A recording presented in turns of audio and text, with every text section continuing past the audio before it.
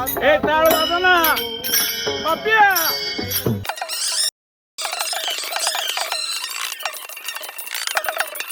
नमस्कार, रामकृष्ण हरी. आज आपण भगवान बाबाच्या दिंडीमध्ये आलेलो आहोत आणि इथं आपल्याला भगवान बाबाच्या दिंडीसोबत आलेले वारकरी आहेत. आपण त्यांच्यासोबत थोडासा संवाद साधू आणि दिंडीबद्दल माहिती घेऊ. संभाजी त्र्यंबक मिसाळ, राहणार कोकरमो, जिल्हा बीड, तालुका शिरूर, कासार. तुम्ही किती दिवसापासून वारी करताय? 15 वर्षापासून. तुम्ही दिंडीत कधी सामील होताय? दिंडीत आमच्या गावापासूनच कोकरमो मुक्कामी असती, तिथूनच येत होता. आणि दिंडीमध्ये आल्याच्या नंतर कसं वाटतंय? काय वातावरण कसं आहे, सोयी कशी आहे आणि गावोगावी प्रतिसाद कसा भेटतोय? एकदम दिंडीमध्ये आल्यानंतर सर्व जेवढे काही दिंडीमध्ये लोक येतात यांना कुठलंही देवाची सोडता दुसरी आठवण येण्यासारखं काही असं राहत नाही. आणि जे कोणी दिंडीमध्ये येतं यांना म्हणजे एकदम याच्यामधून इतकी हे भेटती, ऊर्जा भेटती की जोपर्यंत दिंडीमध्येच नाही तर गावामध्ये गेल्यानंतर सुद्धा की एकदम अशी ही राहती.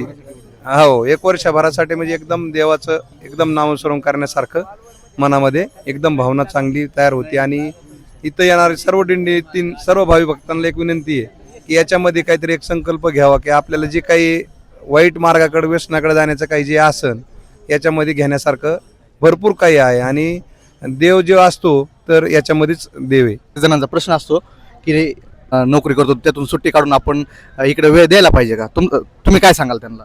ज्यांना कोणाला खरंच जर काही हे घ्यायचं असेल तर वेळ म्हणायचं तर नाहीच, असं वेळ हा समजासाठीच असतो. पण ज्यांना कोणाला यायचंय, वेळ नाही असं नाहीच. कुठलीही ड्युटी असू द्या, कुणीही असू द्या, त्याला येण्यासाठी कुणीच अडवत नाही. फक्त त्याची इच्छा असावी यायचंय देवासाठी म्हणून. आणि त्यांनी फक्त मनामध्ये यायची भावना करावा. 100% त्याला वेळ देवच. ज्याची म्हणजे इच्छा नाही त्याला येण्यासारखं इथं भेदभाव नाही कुठला, काहीच नाही. आणि पांडुरंगाची एवढा सरवार एवढी हे आशीर्वाद आहे की त्यांनी फक्त मनामध्ये इच्छा करावी यायची, त्याची पूर्ण होणार येण्यासाठी. गावगावातल्या भाविकांकडून दिंडीचं स्वागत केलं जातं.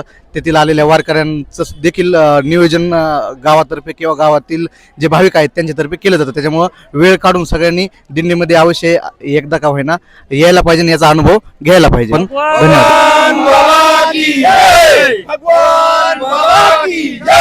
कुठून चालत आलात तुम्ही? आम्ही खर्ड्यापासून चालत आलात. किती दिवस झालं वारी करताय तुम्ही? हे 4थं वर्ष आहे. 4 वर्ष झालं का? तुम्ही? 3 वर्ष झालं. 3 वर्षापासून. तुमचं नाव आणि गाव सांगा. माझं नाव राहुल नागरूजे, येवलवाडी, पाटोदा. आणि म्हणजे तरुण मंडळाचा सुद्धा या वारीमध्ये किंवा या दिंडीमध्ये आपला प्रतिसाद बघायला भेटतोय. दिंडीमध्ये काय गैरसोय नाही, सगळी सोय होती. म्हणजे दिंडीत आल्याच्या नंतर गैरसोय वगैरे काय होतं? लोकांना प्रश्न पडतो की इतके लोक वारीमध्ये येतात, दिंडीमध्ये येतात, त्या गावातल्या त्या भाविकांकडून त्या जे काही सर्व जे वारकरी असतील त्यांचं व्यवस्थितरित्या नियोजन लावलं जातं. कसं वाटतंय वारीमध्ये? एकदम मस्त वाटतं. भगवान बाबामुळे तुम्ही वारीमध्ये सामील झालात आणि म्हणजे गावामध्ये तुमच्या बाबा येत होते? हो, जुनी दिंडी आमच्याच गावातून देगोडा मुक्कामाला येत होते ना. तरी अंदाजे ह्या दिंडीमध्ये किती लोक असतील साधारण? 15-20 हजार. बऱ्यापैकी यावर्षी लोक मागच्या वर्षीच्या तुलनेमध्ये बऱ्यापैकी आहेत. कारण गावामध्ये जिथं तिथं व्यवस्थित झोपण्याची, खाण्याची सगळी सोय एकदम ओके मध्ये. यायला पाहिजे सगळ्यांनी. यायला पाहिजे. बाबा तुम्ही कुठून आलात? आम्ही माळेगाव चकला, भगवानगडाच्या दिंडी प्रस्थानलाच असतो आणि भगवानगडच आमचं गाव आहे. बरं, वारीमध्ये येऊन कसं वाटतंय तुम्हाला दिंडीत येऊन? एकदम आनंद वाटतो.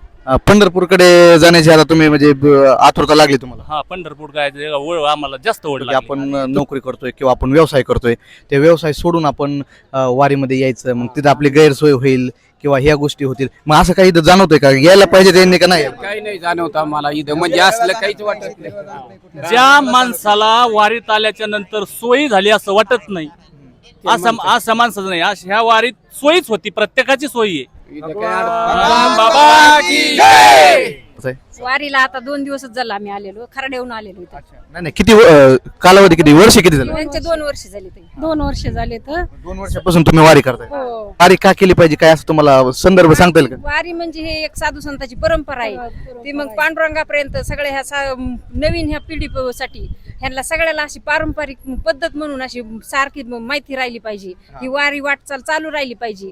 त्याच्यासाठी ह्या नवीन पिढीने बी सतत अशी आपल्या माग परंपरा ही चाललेली पाहिजे. साधू संतांचे हेच विचार होते की पांडुरंगापर्यंत जाण्यासाठी आपल्याला ह्या साधू संतांचा विचार घेतला पाहिजे. साधू संतांनी त्याच्यामुळे जय हरी माऊली. जय हरी. तुम्ही मावशी कुठून आलात? आम्ही भगवानगडापाशी खरवंडी तेथून आमचे धाकणवाडी गाव आहे ढाकणवाडीचे आहेत तुम्ही 8 किलोमीटर. आम्ही पारगाव गाडशिळ पारगाव. गाठशे पारगावचे तुम्हाला या वर्षी आणि मागच्या 3 वर्षामध्ये काही वारीतल्या वारकऱ्यांची संख्या किंवा याच्यात काही बदल जाणवतोय का तुम्हाला? संख्या वाढली ना 2 वर्षापासून. पाऊस आल्याच्या नंतर जो काही वारकऱ्याचा चालण्याचा आनंद असतो त्याच्यासारखा आनंद कोणताच नाही. म्हणजे वारीमध्ये आल्याच्या नंतर ज्यावेळेस पाऊस येतो त्यावेळेस नाही का वारकरी अजून ताकदीनं पंढरीकडे आनंदाने आणि आनंदाने शिस्तीनं आणि ताकदीनं भजन करत पंढरीकडे चालतो असं मावशी म्हणतायत. या वर्षी तर तरुण पिढी जवळजवळ 25% जास्त आहे. म्हणजे तरुण पिढी सुद्धा पिढीच 25% वारीमध्ये वारीमध्ये जास्त. बरं काय अनुभव येतोय वारीमध्ये येऊन काय आनंद असं वाटतोय आम्हाला वारीमध्ये येऊन आणि एकदा आलं ना पारंपरिक यावंच वाटतं. सवयच लागते. सवय आणि झाली. आपले पाहून जे वयस्कर वारकरी त्यांचं अनुकरण करून जे लहान पिढी सहवास करतात त्याच्यात खूप म्हणजे समाधान वाटतंय, आनंद वाटतोय. वारीला सगळ्या तरुण पिढींनी जे बघतायत येतात आणि जे आनंद घेतात ते कारण त्यांच्यावर त्या संस्कारच घडले जातात ना असं एक भगवान महाराज की जय. वामन महाराज की जय. भीमसेन महाराज की जय. ज्ञानेश्वर महाराज की जय.